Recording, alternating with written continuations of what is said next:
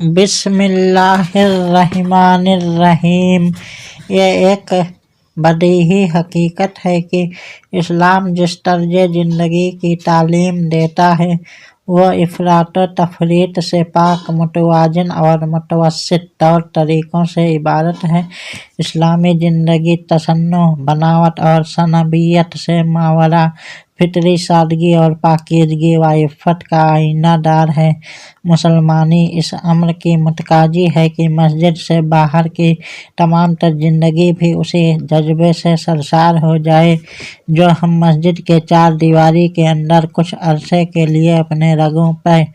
اور قلب و باطن میں اترتا ہوا محسوس کرتے ہیں۔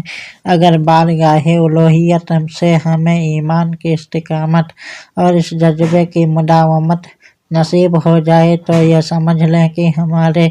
مسلمانی متحقق ہو گئی، ورنہ یہ بات ذہن میں راسخ کر لیں کہ وہ ہمارے دعوے چاہے کچھ بھی کیوں نہ ہوں، ہماری زندگی میں سوائے خود فریبی، منافقت اور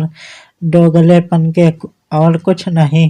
حقوق والدین قرآن حکیم کی روشنی میں زیر بحث موضوع اس لحاظ سے انتہائی اہمیت کی حامل ہے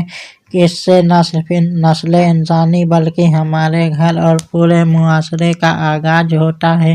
ہماری مراد خاندان کے یونٹ کے تحفظ یعنی حقوق والدین سے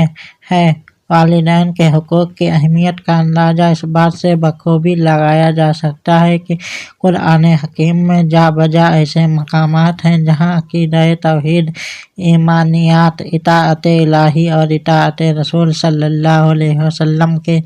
ذکر کے فوراً بعد کسی اور موضوع کو درمیان میں لائے بغیر جس موضوع کو بیان کیا گیا وہ والدین کے حقوق سے متعلق ہے، جو عمیق نظر سے دیکھا جائے تو ہماری عملی، سماجی اور معاشرتی زندگی کا اولون عنوان ہے۔ حقیقت یہ ہے کہ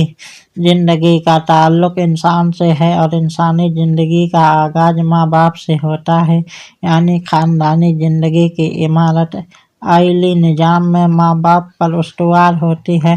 اللہ تعالیٰ نے قرآن حکیم میں کئی مقامات پر زیر نظر موضوع کو بیان کیا ہے۔ مثلاً سورہ النساء میں ارشاد ربانی ہے، یا ایھا الناس اتقوا ربکم الذی خلقکم من نفس واحدۃ وخلق منھا زوجھا وبث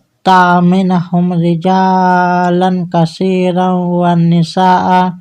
اے لوگوں، اپنے رب سے ڈرو جس نے تمہاری پیدائش کی ابتدا ایک جان سے کی، پھر اسی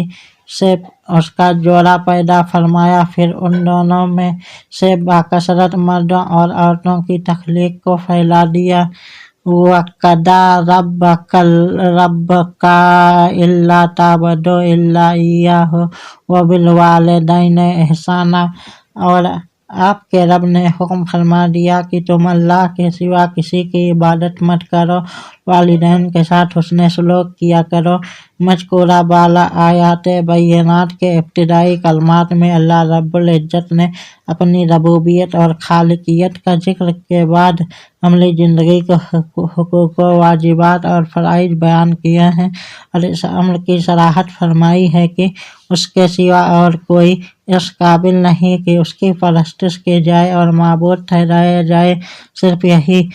صرف اسی کی ذات معبود برحق اور پرستش و عبادت کے لائق ہے۔ یہ فیصلہ سنانے کے بعد پھر والدین کے ساتھ ہمیشہ بھلائی کا سلوک کرنے کی تلقین کرتے ہوئے فرمایا، وَبِالْوَالِدَيْنِ إِحْسَانًا، اور والدین کے ساتھ حسن سلوک کیا کرو۔ یہ طرز تخاطب حکمت اور مقصدیت سے خالی نہیں، اس لیے کہ نوجوانوں میں ایسے بہت سے ہیں جو جوانی کے نشے اور ترنگ میں والدین سے بے توجہی اور بے التفاتی کا سلوک کرتے ہیں اور ان کی خدمت اور اطاعت کا حق بتمام کمال ادا نہیں کرتے۔